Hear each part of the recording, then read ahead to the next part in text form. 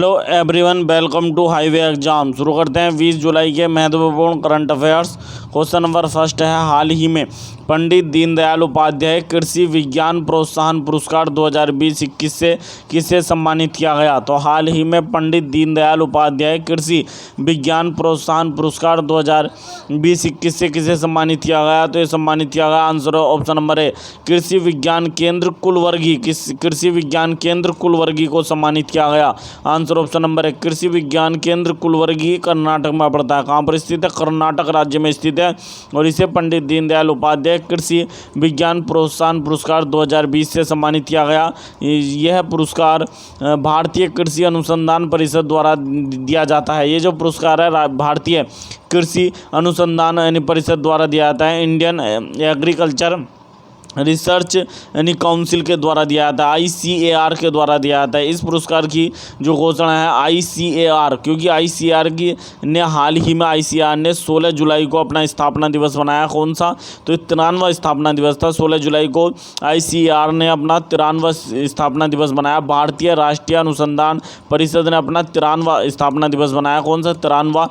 क्योंकि 16 जुलाई सन 1929 को भारतीय कृषि अनुसंधान परिषद की स्थापना की गई थी 16 जुलाई सन 1929 को। इसलिए 16 जुलाई को भारतीय कृषि अनुसंधान परिषद ने अपना 93वां स्थापना दिवस मनाया। इस स्थापना दिवस के अवसर पर इन पुरस्कारों की घोषणा की गई। पंडित दीनदयाल उपाध्याय कृषि विज्ञान प्रोत्साहन पुरस्कार 2020-21 से कृषि विज्ञान केंद्र कुलवर्गी जो कर्नाटक में पड़ता है को सम्मानित किया गया। नेक्स्ट क्वेश्चन है, हाल ही में ICAR कृषि अनुसंधान यानी ICAR ने कृषि अनुसंधान में उत्कृष्टता के लिए नॉर्मन बोरलॉन्ग राष्ट्रीय पुरस्कार से किसे सम्मानित किया है? तो हाल ही में ICAR यानी Indian council for agriculture research, Indian council for agriculture research अर्थात भारतीय कृषि अनुसंधान परिषद ने कृषि अनुसंधान में उत्कृष्टता के लिए नॉर्मन बोरलॉन्ग राष्ट्रीय पुरस्कार से किसे सम्मानित किया है? तो ये सम्मानित किया गया काजल चक्रवर्ती को। आंसर ऑप्शन नंबर सी, काजल चक्रवर्ती को नॉर्मन बोरलॉन्ग राष्ट्रीय पुरस्कार 2021 से सम्मानित किया गया। काजल चक्रवर्ती को। बात आई है नॉर्मन बोरलॉन्ग की। नॉर्मन बोरलॉन्ग कौन थे? तो विश्व में हरित क्रांति के जनक कहा जाता है। यानी हरित क्रांति का जनक कहा जाता है। इन्हें नॉर्मन बोरलॉन्ग को हरित क्रांति का जनक कहा जाता है। और ये अमेरिका के थे। नॉर्मन बोरलॉन्ग कहाँ के थे? अमेरिका के थे। भारत में हरित क्रांति का जनक MS स्वामीनाथन यानी डॉक्टर स्वामीनाथन को कहा जाता है, MS स्वामीनाथन को। जबकि विश्व भर में पूरे विश्व में हरित क्रांति का जनक डॉक्टर नॉर्मन बोरलॉन्ग को कहा जाता है। डॉक्टर नॉर्मन बोरलॉन्ग को सन 1970 में शांति के क्षेत्र में नोबेल पुरस्कार मिला था। वेरी वेरी इंपॉर्टेंट है नॉर्मन, वेरी वेरी इंपॉर्टेंट है परीक्षा की दृष्टि से कि नॉर्मन बोरलॉन्ग को किस क्षेत्र में नोबेल पुरस्कार मिला था? इन्हें शांति के क्षेत्र में पीस का नोबेल मिला था। इन्हें कब मिला था? सन 1970 में मिला था। पीस का नोबेल नॉर्मन बोरलॉन्ग को मिला था। और इन्हें भारत सरकार ने पद्म विभूषण यानी पद्म विभूषण पुरस्कार से भी सम्मानित किया है। तो ये नॉर्मन बोरलॉन्ग कौन थे? तो विश्व जो हरित क्रांति है उसमें विश्व में हरित क्रांति के जनक थे, जबकि भारत में हरित क्रांति के जनक डॉक्टर MS स्वामीनाथन है। नॉर्मन बोरलॉन्ग राष्ट्रीय पुरस्कार दिया गया काजल चक्रवर्ती को। Answer option number C. Next question है, हाल ही में किस राज्य सरकार के वन विभाग ने ट्री एम्बुलेंस अभियान लॉन्च किया है? तो हाल ही में किस राज्य के वन विभाग ने ट्री एम्बुलेंस अभियान शुरू किया है? तो ये क्या? पश्चिम बंगाल राज्य के वन विभाग ने। आंसर ऑप्शन नंबर डी, पश्चिम बंगाल राज्य के वन विभाग ने इस अभियान को लॉन्च किया है। बात आई है इस अभियान में क्या किया जाएगा? तो इस अभियान के माध्यम से पश्चिम बंगाल के नागरिकों को पौधे वितरित किए जाएंगे। पश्चिम बंगाल के नागरिकों को पश्चिम बंगाल वन विभाग के द्वारा ट्री एम्बुलेंस अभियान के तहत पौधे वितरित किए जाएंगे। बात आई पश्चिम बंगाल की, तो पश्चिम बंगाल से संबंधित कुछ महत्वपूर्ण फैक्ट देख लेते हैं। पश्चिम बंगाल में भारत की पहली फ्लोटिंग लाइब्रेरी अर्थात तैरती हुई लाइब्रेरी बनी थी, नाव पर बनी थी। ये फ्लोटिंग लाइब्रेरी कोलकाता में हुगली नदी पर बनाई गई थी। कोलकाता में हुगली नदी पर बनाई गई थी यानी पश्चिम बंगाल में भारत का पहला टायर पार्क बना है। भारत का पहला टायर पार्क भी पश्चिम बंगाल में बना है। पश्चिम बंगाल की कुछ महत्वपूर्ण परियोजनाएं देख लेते हैं, योजनाएं देख लेते हैं। पथश्री अभियान, कृषक बंधु योजना, ये पश्चिम बंगाल की सबसे इम्पोर्टेंट योजना है। कृषक बंधु योजना, पश्चिम बंगाल की सबसे इम्पोर्टेंट योजना है कृषक बंधु योजना। युवा श्री अर्पण योजना, युवा श्री अर्पण योजना। माँ योजना, माँ योजना भी पश्चिम बंगाल की है। माँ योजना, युवा श्री अर्पण योजना, पथश्री अभियान तथा कृषक बंधु योजना है पश्चिम बंगाल की कुछ महत्वपूर्ण योजना है। पश्चिम बंगाल 26 जनवरी सन 1950 को भारत का राज्य बना था। पश्चिम बंगाल की राजधानी कोलकाता है। पश्चिम बंगाल की राजधानी कोलकाता हुगली नदी के तट पर स्थित है। पश्चिम बंगाल की मुख्यमंत्री लगातार तीसरी बार बनी है, उनका नाम है ममता बनर्जी। ममता बनर्जी लगातार तीसरी बार पश्चिम बंगाल की महिला मुख्यमंत्री बनी है और पश्चिम बंगाल के राज्यपाल जगदीप धनखड़ हैं। तो पश्चिम बंगाल की जो मुख्यमंत्री है ममता बनर्जी, हाल ही में उन पर पश्चिम बंगाल की जो हाई कोर्ट है उसने जो है जुर्माना भी लगाया था। हाल ही में 2 लाख का जुर्माना लगाया गया था ममता बनर्जी पर। तो ट्री एम्बुलेंस अभियान पश्चिम बंगाल वन विभाग ने लॉन्च किया। Answer option number D. Next question है, हाल ही में विश्व इमोजी दिवस कब मनाया गया? तो हाल ही में विश्व इमोजी दिवस कब मनाया गया? तो प्रत्येक वर्ष 17 जुलाई को मनाया जाता है। आंसर ऑप्शन नंबर बी, प्रत्येक वर्ष वर्ल्ड इमोजी डे 17 जुलाई को मनाया जाता है। इमोजी आप जानते हैं कि व्हाट्सएप पर या फेसबुक पर हम यूज करने वाले स्टिकर होते हैं इस प्रकार के, या कोई भी ये जो स्टिकर बना के भेजते हैं हम, रोने वाला हंसने वाला, उन्हें इमोजी के नाम से जाना जाता है। तो विश्व इमोजी दिवस मनाया जाता है 17 जुलाई को, प्रत्येक वर्ष मनाया जाता है। कब मनाया जाता है? 17 जुलाई को। नेक्स्ट क्वेश्चन है, हाल ही में किसने जर्मनी के डॉर्टमुंड में स्पार्कसेन यानी ट्रॉफी शतरंज टूर्नामेंट को जीता है? तो हाल ही में किसने जर्मनी के डॉर्टमुंड में स्पार्कसेन यानी ट्रॉफी शतरंज टूर्नामेंट को जीता है? तो ये जीता है विश्वनाथ आनंद ने। भारत के महान शतरंज खिलाड़ी विश्वनाथ आनंद ने इस यानी ट्रॉफी को जीता। इस ट्रॉफी का नाम था स्पार्कसेन ट्रॉफी शतरंज टूर्नामेंट, ये जीता है विश्वनाथ आनंद ने। विश्वनाथ आनंद भारत के महान शतरंज के खिलाड़ी हैं और इनकी आत्मकथा का नाम है the mind master. The mind master Vishwanath Anand की आत्मकथा का नाम है mind master. The mind master इनकी आत्मकथा का नाम है। वेरी वेरी इंपॉर्टेंट है, विश्वनाथ आनंद की आत्मकथा का क्या नाम है? The mind master. Next question है, हाल ही में भारत के जयनगर से किस देश के कुर्था के बीच ट्रेन का सफलतापूर्वक परीक्षण किया गया है? तो हाल ही में भारत के जयनगर से किस देश के कुर्था के बीच ट्रेन का सफलतापूर्वक परीक्षण किया गया है? तो ये किया गया नेपाल। ये नेपाल में पड़ता है कुर्था। तो answer option number D, Nepal के बीच। इस नए रेलवे ट्रैक का उद्घाटन किया गया, सफलतापूर्वक परीक्षण किया गया। इस नए रेलवे ट्रैक की लंबाई कितनी है? तो 34.5 किलोमीटर है। 34.5 किलोमीटर लंबे इस नए रेलवे ट्रैक का उद्घाटन किया गया है। जयनगर कहाँ पर पड़ता है? बिहार में पड़ता है। भारत के बिहार राज्य में पड़ता है जयनगर और इस ट्रैक की लंबाई 34.5 किलोमीटर है। बात आई है नेपाल की। नेपाल से संबंधित कुछ महत्वपूर्ण फैक्ट देख लेते हैं। नेपाल की राजधानी काठमांडू है। नेपाल की मुद्रा नेपाली रुपया। नेपाल की संसद का नाम राष्ट्रीय पंचायत है। वेरी वेरी इंपॉर्टेंट है, राष्ट्रीय पंचायत ये नेपाल की संसद का नाम है। नेपाल के प्रधानमंत्री बने हैं हाल ही में, 5वीं बार प्रधानमंत्री बने हैं शेर बहादुर देओबा। ये 5वीं बार मुख्यमंत्री बने हैं। नेपाल के रिकॉर्ड 5वीं बार मुख्यमंत्री बने हैं शेर बहादुर देओबा। नेपाल के जो राष्ट्रपति हैं विद्यादेवी भंडारी है। नेपाल में भारतीय राजदूत विनय मोहन क्वात्रा हैं। नेपाल की सबसे लंबी नदी का क्या नाम है? कर्णाली नदी नेपाल की सबसे लंबी नदी है। वेरी वेरी इंपॉर्टेंट है। और ये जयनगर बिहार में पड़ता है, कुर्था नेपाल में पड़ता है। तो ये शुरू किया गया। Answer option number D. Next question है, हाल ही में सबसे अधिक उम्र में कप्तानी करने का रिकॉर्ड किस भारतीय खिलाड़ी ने बनाया है? तो हाल ही में भारत के लिए सबसे अधिक उम्र में, यहाँ होना चाहिए हाल ही में भारत के लिए सबसे अधिक उम्र में कप्तानी करने का रिकॉर्ड पूरे विश्व में नहीं कराया, इन्होंने भारत में कराया। तो हाल ही में भारत के लिए सबसे अधिक उम्र में कप्तानी करने का रिकॉर्ड किस भारतीय खिलाड़ी ने बनाया? तो ये बनाया शिखर धवन ने। आंसर ऑप्शन नंबर है, शिखर धवन ने ये रिकॉर्ड बना दिया। शिखर धवन भारत के लिए सबसे अधिक उम्र में कप्तानी करने वाले कप्तान बन चुके हैं। भारत के लिए सबसे अधिक उम्र में कप्तानी करने वाले कप्तान बन चुके हैं शिखर धवन। शिखर धवन ने 37 साल पुराने रिकॉर्ड को तोड़ा, यानी शिखर धवन ने 37 साल पुराने रिकॉर्ड को तोड़ा। इससे पहले मोहिंदर अमरनाथ, भारत के महान खिलाड़ी मोहिंदर अमरनाथ के नाम था यह रिकॉर्ड, मोहिंदर अमरनाथ के नाम था। मोहिंदर अमरनाथ ने 34 साल 37 दिन की उम्र में मोहिंदर अमरनाथ ने जो है कप्तानी की थी, जबकि शिखर धवन ने 35 साल 225 दिन की उम्र में कप्तानी की। और भारत के लिए सबसे अधिक उम्र में कप्तानी करने का रिकॉर्ड बना दिया शिखर धवन ने। ये जो रिकॉर्ड है भारत और श्रीलंका के मध्य जो हाल ही में वो हुआ था, प्रथम अंतर्राष्ट्रीय वनडे मैच हुआ था कोलंबो में, वहाँ बनाया गया। तो ये रिकॉर्ड तोड़ दिया 37 साल पुराने मोहिंदर अमरनाथ का रिकॉर्ड तोड़ दिया, जिन्होंने 34 साल 37 दिन की उम्र में कप्तानी कर भारत में सबसे अधिक उम्र में कप्तानी करने का रिकॉर्ड बनाया था। उसमें शिखर धवन ने 35 साल 225 दिन में कप्तानी कर भारत में सबसे अधिक उम्र में शिखर धवन ने कप्तानी करने का रिकॉर्ड बनाया है। नेक्स्ट क्वेश्चन है, हाल ही में विश्व में सबसे तेज 6000 रन बनाने वाले चौथे खिलाड़ी कौन बने हैं? तो हाल ही में विश्व के सबसे तेज 6000 रन बनाने वाले चौथे खिलाड़ी कौन बने हैं? एक बार फिर शिखर धवन, ये रिकॉर्ड भी शिखर धवन ने बनाया। Answer option number D, Shikhar Dhawan विश्व के चौथे सबसे तेज 6000 रन बनाने वाले खिलाड़ी बने और 6000 रन बनाने वाले 10वें भारतीय खिलाड़ी बने।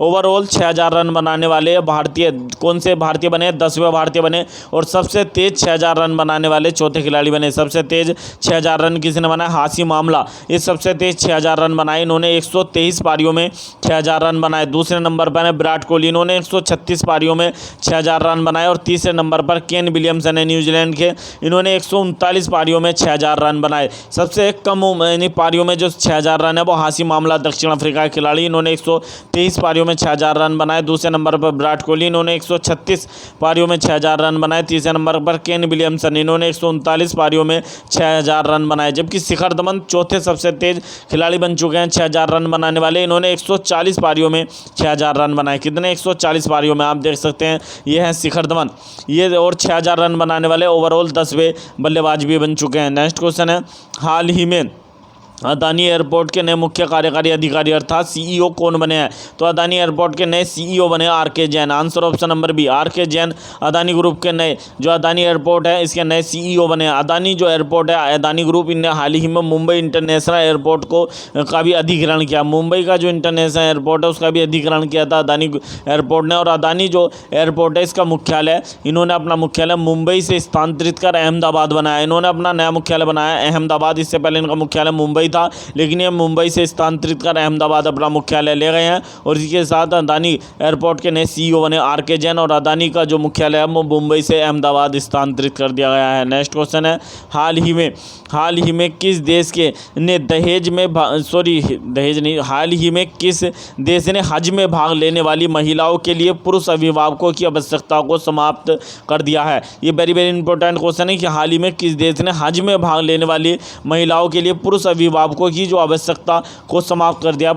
जो पुरुष अभिभावक थे उनसे अनुमति मांगना है, किसी प्रकार की आवश्यकता को समाप्त कर दिया है, या कर दिया है सऊदी अरब ने। Answer option number C, Saudi Arab ने इसको समाप्त कर दिया। बात है सऊदी अरब की राजधानी रियाद है, मुद्रा रियाल है। नेक्स्ट क्वेश्चन है, हाल ही में राष्ट्रीय स्वच्छ गंगा मिशन के महानिदेशक राजीव रंजन मिश्रा ने किस राज्य में 6 प्रदूषित नदियों के पुनरुद्धार के लिए नई परियोजनाओं को मंजूरी दी है? तो हाल ही में राष्ट्रीय स्वच्छ गंगा मिशन के महानिदेशक राजीव रंजन मिश्रा ने किस राज्य में 6 प्रदूषित नदियों के पुनरुद्धार के लिए नई परियोजनाओं को मंजूरी दी है? तो ये उद्धार किया जाएगा 6 नदियों का उत्तराखंड में। Answer option number A, Uttarakhand में किया जाएगा। बात है उत्तराखंड की, तो हाल ही में उत्तराखंड के नए मुख्यमंत्री बने, 11वीं बार मुख्यमंत्री बने, 11वें मुख्यमंत्री बने, सॉरी 11वीं बार नहीं, 11वें मुख्यमंत्री बने हाल ही में उत्तराखंड के। इनका नाम है पुष्कर सिंह धामी। पुष्कर सिंह धामी उत्तराखंड के 11वीं जो मुख्यमंत्री बने, 11वें मुख्यमंत्री बने हैं पुष्कर सिंह धामी उत्तराखंड के। बात आई उत्तराखंड में भारत का पहला, उत्तराखंड में हाल ही में भारत का पहला जो है पुष्पहीन अर्थात क्रिप्टोगेमिक पार्क बना है, अर्थात पुष्पहीन पार्क बना है। पुष्पहीन ऐसे पेड़ पौधों, ऐसी प्रजातियों का पेड़ बनाया गया है जो गैर बीज वाले जो पौधे होते हैं उनके लिए एक उद्यान बना है, एक पार्क बना है। इसे क्रिप्टोगेमिक पार्क के नाम से जाना जाता है। जो ये बना है उत्तराखंड के देहरादून में भारत का पहला क्रिप्टोगेमिक पार्क बना है। उत्तराखंड में भारत वाटिका के नाम से एक उद्यान बना है, जिसमें भारत के सभी राज्य और केंद्रशासित प्रदेशों के राजकीय वृक्षों को रखा जाएगा। भारत वाटिका नाम से देहरादून में, भारत वाटिका के नाम से कहाँ पर बना है? सॉरी देहरादून में नहीं बना, नैनीताल में। भारत वाटिका के नाम से नैनीताल में एक पार्क बना है, जिसमें भारत के सभी राज्य और केंद्रशासित प्रदेशों के राजकीय वृक्ष नहीं रखे जाएंगे। उत्तराखंड में भारत का पहला snow leopard conservation conservation centre भी बना है। भारत का पहला स्नो लेपर्ड कंजर्वेशन सेंटर भी उत्तराखंड में बना, उत्तराखंड के उत्तरकाशी जिले में बना। कहाँ पर बना? उत्तराखंड के उत्तरकाशी जिले में बना है। भारत का पहला पॉलिनेटर पार्क हल्द्वानी में बना है, उत्तराखंड के हल्द्वानी में भारत का पहला पॉलिनेटर पार्क बना है। उत्तराखंड की 2 राजधानी है, उत्तराखंड 2 राजधानियों वाला भारत का 5वां राज्य बना था। भारत का 5वां राज्य बना था उत्तराखंड, जिसकी 2 राजधानी है, एक राजधानी देहरादून है और एक है गैरसैंण। उत्तराखंड की 2 राजधानी है, देहरादून और गैरसैंण। जो उत्तराखंड की राजधानी देहरादून है, इसमें हाल ही में साइंस सिटी विकसित की गई है और देहरादून में सोंग डैम भी बन रहा है, सोंग डैम बन रहा है। सूर्यधर झील भी बनी है, देहरादून में सूर्यधर झील भी बनी है। उत्तराखंड में भारत का पहला लाइकेन पार्क भी बना है। उत्तराखंड के मुंशियारी में भारत का पहला लाइकेन पार्क बना है। भारत का पहला मोज गार्डन, ये कहाँ पर बना? नैनीताल में बना है। भारत का पहला मोज गार्डन बना है। यानी ग्रीन रामायण पार्क, भारत का पहला ग्रीन रामायण पार्क ये हल्द्वानी में बना है। भारत का पहला ग्रीन रामायण पार्क बना है हल्द्वानी में। और भारत का पहला यानी फॉरेस्ट हीलिंग स्टेशन ये रानीखेत में बना है। उत्तराखंड के रानीखेत में भारत का पहला फॉरेस्ट हीलिंग स्टेशन बना है। उत्तराखंड की कुछ महत्वपूर्ण योजनाएं देख लेते हैं। मुख्यमंत्री सौर स्वरोजगार योजना, मुख्यमंत्री सौर स्वरोजगार योजना, एकीकृत आदर्श कृषि ग्राम योजना, एकीकृत आदर्श कृषि ग्राम योजना, वात्सल्य योजना, ये उत्तराखंड की कुछ महत्वपूर्ण योजना है। उत्तराखंड कब बना था भारत का राज्य? 9 नवंबर सन 2000 को उत्तराखंड भारत का राज्य बना था। उत्तराखंड की राजधानी 2 है, गैरसैंण, देहरादून। उत्तराखंड के नए मुख्यमंत्री बने हैं कौन? पुष्कर सिंह धामी। और उत्तराखंड की राज्यपाल बेबी रानी मौर्य हैं। नेक्स्ट क्वेश्चन है, हाल ही में डिजिटल भूमि उपयोग डाटा का संग्रह पूरा करने वाला विश्व का प्रथम महाद्वीप कौन सा बना है? तो हाल ही में डिजिटल भूमि उपयोग डाटा संग्रह का यानी डाटा का संग्रह पूरा करने वाला विश्व का प्रथम महाद्वीप कौन सा बना है? तो ये बना Africa. Answer option number B, Africa महाद्वीप विश्व का प्रथम महाद्वीप बन गया जिसने डिजिटल भूमि उपयोग डाटा का संग्रह किया है। ये जो संग्रह किसके द्वारा किया गया? तो खाद्य एवं कृषि संगठन FAO के DEL पहल के तहत ओपन सोर्स सॉफ्टवेयर कलेक्ट अर्थ के उपयोग से किया गया है। ये जो डाटा क्या है वो डेल पहल के तहत कृषि खाद्य एवं कृषि संगठन ने कलेक्ट अर्थ जो सॉफ्टवेयर के माध्यम से कलेक्ट किया यानी बनाया। और ये DEL डेल की फुल फॉर्म है data for the environment agriculture and land initiative. ये डेल की फुल फॉर्म है data for the environment agriculture and land initiative पहल के तहत जो FAO है इन्होंने किस सॉफ्टवेयर का यूज कर कलेक्ट अर्थ सॉफ्टवेयर का यूज कर विश्व का प्रथम डिजिटल भूमि उपयोग डाटा का संग्रह करने वाला प्रथम महाद्वीप बना दिया है अफ्रीका। बात आई अफ्रीका महाद्वीप की, तो अफ्रीका महाद्वीप से संबंधित कुछ महत्वपूर्ण फैक्ट देख लेते हैं। अफ्रीका महाद्वीप विश्व का दूसरा सबसे बड़ा महाद्वीप है। अफ्रीका महाद्वीप विश्व का दूसरा सबसे बड़ा महाद्वीप है। अफ्रीका महाद्वीप विश्व का सबसे बड़ा महाद्वीप कौन सा है? तो विश्व का सबसे बड़ा महाद्वीप एशिया महाद्वीप है और अफ्रीका महाद्वीप विश्व का दूसरा सबसे बड़ा महाद्वीप है। अफ्रीका महाद्वीप में विश्व में सबसे अधिक देशों की संख्या, अफ्रीका महाद्वीप में 55 देशों की संख्या है। यानी सभी महाद्वीपों में देखा जाए तो कितने महाद्वीप है? टोटल 7 महाद्वीप है। 7 महाद्वीप है, इनमें सबसे अधिक देशों की संख्या अफ्रीका महाद्वीप में। अफ्रीका महाद्वीप में कितने देश है? 55 देश है। अफ्रीका महाद्वीप को आशाओं का महाद्वीप कहा जाता है, अर्थात यानी हमारा आशाओं का महाद्वीप यानी कॉन्टिनेंट ऑफ होप के नाम से जाना जाता है। अफ्रीका महाद्वीप को कॉन्टिनेंट ऑफ होप के नाम से जाना जाता है, अर्थात आशाओं का महाद्वीप कहा जाता है। अफ्रीका महाद्वीप को अंधकार का महाद्वीप भी कहा जाता है, अंधकार का महाद्वीप भी कहा जाता है अफ्रीका महाद्वीप को। और अफ्रीका महाद्वीप को हीरो का महाद्वीप अर्थात डायमंड कॉन्टिनेंट ऑफ डायमंड के नाम से भी जाना जाता है। अफ्रीका को कॉन्टिनेंट ऑफ डायमंड के नाम से भी जाना जाता है। विश्व की सबसे लंबी नदी नील नदी है जो अफ्रीका में बहती है। विश्व की सबसे लंबी नदी कौन सी है? नील नदी, जिसकी लंबाई 6690 किलोमीटर है, अफ्रीका में बहती है। अफ्रीका महाद्वीप के सबसे ऊंचा जो पर्वत है, अफ्रीका महाद्वीप की सबसे ऊंची चोटी माउंट किलिमंजारो सबसे ऊंचा पर्वत है अफ्रीका महाद्वीप का। और अफ्रीका महाद्वीप का सबसे बड़ा देश क्षेत्रफल की दृष्टि से अल्जीरिया है। अफ्रीका महाद्वीप का सबसे बड़ा देश क्षेत्रफल की दृष्टि से अल्जीरिया है। और अफ्रीका महाद्वीप भारत विश्व का पहला महाद्वीप बना जिसने डिजिटल भूमि उपयोग डाटा का संग्रह पूरा किया है। ये विश्व का प्रथम महाद्वीप बना। ये जो कार्य है खाद्य एवं कृषि संगठन के द्वारा किया गया। तो खाद्य एवं कृषि संगठन की स्थापना सन 1961 में की गई थी।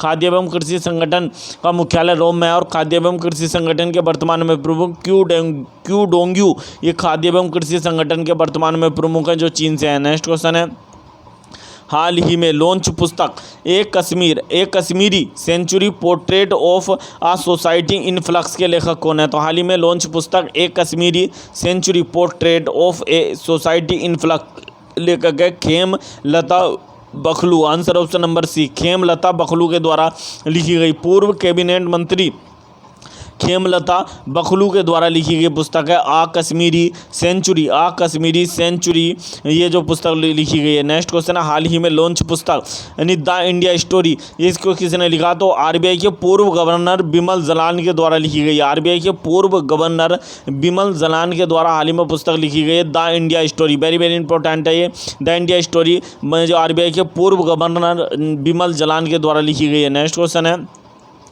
हाल ही में किसने पुराने वाहनों को बढ़ावा देने के लिए विंटेज मोटर वाहनों की पंजीकरण प्रक्रिया को शुरू किया है? तो हाल ही में किसने पुराने वाहनों को बढ़ावा देने के लिए विंटेज मोटर वाहनों की पंजीकरण प्रक्रिया को शुरू किया है? तो ये किया नितिन जयराम गडकरी ने। आंसर ऑप्शन नंबर है भारत के परिवहन और राजमार्ग मंत्री नितिन जयराम गडकरी के द्वारा शुरू किया गया है। नेक्स्ट क्वेश्चन है, हाल ही में किसने वर्ष 2021 में school innovation ambassador training programme को लॉन्च किया? तो हाल ही में किसने वर्ष 2021 में school innovation ambassador training programme को लॉन्च किया? तो लॉन्च किया धर्मेंद्र प्रधान ने। Answer option number D Dharmendra Pradhan. Bharat के नए शिक्षा मंत्री हैं धर्मेंद्र प्रधान। इससे पहले रमेश पोखरियाल निशंक थे, लेकिन भारत के नए शिक्षा मंत्री धर्मेंद्र प्रधान बने, तो इन्होंने school innovation ambassador training programme को लॉन्च किया है। नेक्स्ट क्वेश्चन है, हाल ही में वेब वर्कर्स ने डाटा सेंटर स्थापित करने के लिए किस राज्य के साथ समझौता किया है? तो हाल ही में वेब वर्कर्स ने डाटा सेंटर स्थापित करने के लिए किस राज्य के साथ समझौता किया? तो क्या कर्नाटक के साथ। आंसर ऑप्शन नंबर है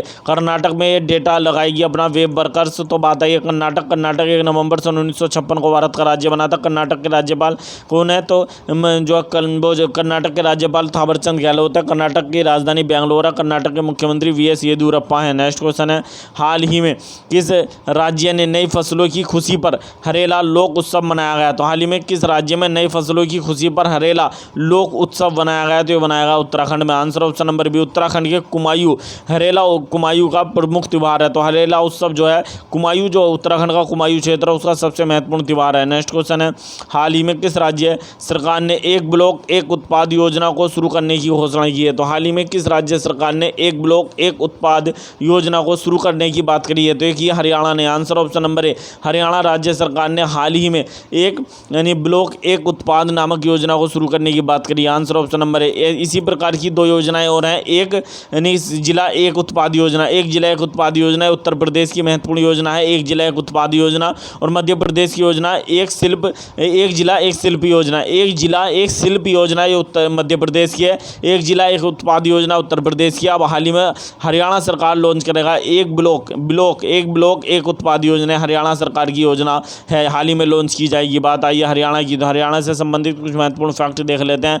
हरियाणा में चौथे खेलो इंडिया यूथ गेम होने थे 2021 में, लेकिन इन्हें 2022 के लिए स्थानांतरित कर दिया गया है, स्थगित कर दिया गया है। 2022 में होंगे, हरियाणा के पंचकुला में होते।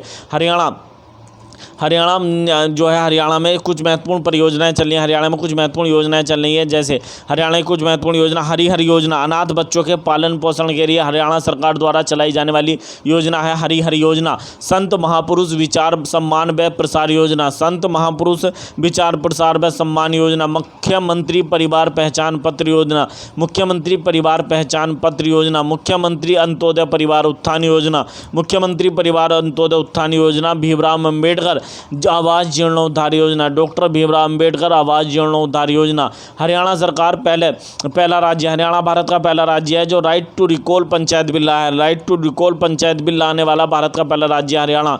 हरियाणा नवंबर सन 1966 को बना था। हरियाणा की राजधानी चंडीगढ़ है। हरियाणा के राज्यपाल नए बने बंडारू दत्तात्रेय, ये हरियाणा के राज्यपाल बने। हरियाणा के मुख्यमंत्री मनोहर लाल खट्टर हैं। तो मनोहर लाल खट्टर ने घोषणा की है कि एक ब्लॉक एक उत्पाद योजना हरियाणा सरकार द्वारा लॉन्च की जाएगी। इसे एक जिला एक उत्पाद योजना से कंफ्यूज मत कर देना जो उत्तर प्रदेश की है, और ना ही एक शिल्प एक जिला से कंफ्यूज कर देना जो मध्य प्रदेश की है। नेक्स्ट क्वेश्चन है, हाल ही में गूगल क्लाउड ने भारत के किस शहर में अपना दूसरा क्लाउड सेंटर लॉन्च किया है? तो हाल ही में गूगल क्लाउड ने भारत के किस शहर में भारत का दूसरा क्लाउड सेंटर लॉन्च किया है? तो लॉन्च किया है दिल्ली में। Answer option number B Delhi में लॉन्च किया गया है दूसरा। पहला लॉन्च किया गया था मुंबई में और दूसरा लॉन्च किया गया है दिल्ली में। नेक्स्ट क्वेश्चन है, हाल ही में किसने फार्मूला 1 ब्रिटिश ग्रां प्री को जीत लिया? तो हाल ही में किसने फार्मूला 1 रेसिंग ब्रिटिश ग्रांड जो प्री होती है उसको जीत लिया? लुइस हैमिल्टन ने।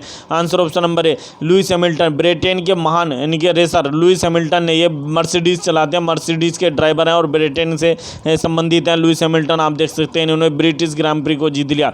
अब बात है कान फिल्म महोत्सव। तो हाल ही में कान फिल्म महोत्सव का आयोजन किया गया। तो कान फिल्म महोत्सव 2021 में हुए, इनका ये 74वां संस्करण था। वेरी वेरी इंपॉर्टेंट है कान फिल्म महोत्सव। कान फिल्म महोत्सव 2021 में इनका 74वां संस्करण था और इसमें पाम डी और पुरस्कार जो है कान फिल्म महोत्सवों में सर्वश्रेष्ठ फिल्म को दिया जाता है। सर्वश्रेष्ठ फिल्म जो होती है उसको पाम डी और पुरस्कार दिया जाता है। कान फिल्म फेस्टिवल में जो सर्वश्रेष्ठ फिल्म होती है उसे पाम डी और पुरस्कार दिया जाता है। ये दिया गया इस बार टाइटन को दिया गया, यह पुरस्कार दिया गया टाइटन को। टाइटन की जो फिल्म की निर्देशक हैं वो फ्रांसीसी यानी जूलिया डुकोर्नू ये इसकी निर्देशक हैं। टाइटन फिल्म के निर्देशक कौन है? जूलिया डुकोर्नू। और यह है पुरस्कार पाने वाली फ्रांसीसी निर्देशक जूलिया डुकोर्नू दूसरी महिला निर्देशक बनी है।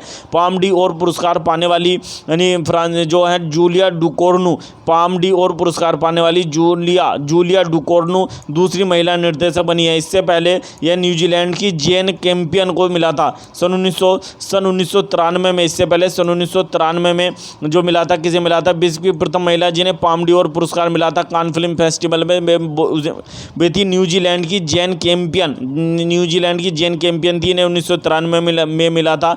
अब फ्रांसीसी निर्देशक बनी है जूलिया डुकोर्नू जिन्हें पाम डी और पुरस्कार मिला। ये विश्व की दूसरी महिला बनी। इनकी फिल्म टाइटन के लिए मिला है। नेक्स्ट है आप देख सकते हैं ये जूलिया डुकोर्नू। नेक्स्ट क्वेश्चन है, इसमें सर्वश्रेष्ठ निर्देशक का पुरस्कार जो दिया गया वो दिया गया लियोस कैरेक्स को दिया गया। इनकी फिल्म एनेंट के लिए सर्वश्रेष्ठ निर्देशक का पुरस्कार दिया गया लियोस कैरेक्स को दिया गया। सर्वश्रेष्ठ अभिनेता का पुरस्कार दिया गया कालेव लेंड्री को सर्वश्रेष्ठ अभिनेता का पुरस्कार दिया गया उनकी फिल्म नीट्रम के लिए। सर्वश्रेष्ठ अभिनेत्री का पुरस्कार दिया गया रीनेट रिंसवे को दिया गया उनकी film the worst person in the world के लिए। सर्वश्रेष्ठ अभिनेत्री का पुरस्कार रीनेट रिंसवेन को दिया गया। ये जो कान फिल्म महोत्सव का आयोजन है फ्रांस में किया जाता है। प्रत्येक वर्ष इसका आयोजन करता है फ्रांस होता है। भारतीय फिल्म निर्देशक पायल कपाड़िया की a night of knowing nothing film को सर्वश्रेष्ठ वृत्त चित्र के लिए OLDOR अर्थात गोल्डन आई पुरस्कार से सम्मानित किया गया। कान फिल्म महोत्सव में भारतीय फिल्म निर्देशक पायल कपाड़िया की film A night of knowing nothing film को सर्वश्रेष्ठ वृत्त चित्र के लिए OLDOR अर्थात गोल्डन आई पुरस्कार से सम्मानित किया गया। यदि आपको हमारी वीडियो पसंद आई हो तो प्लीज़ वीडियो को अधिक से अधिक लाइक करें, अधिक से अधिक जो है शेयर करें, चैनल को सब्सक्राइब करना ना भूलें। मिलते हैं नेक्स्ट वीडियो में। Thank you.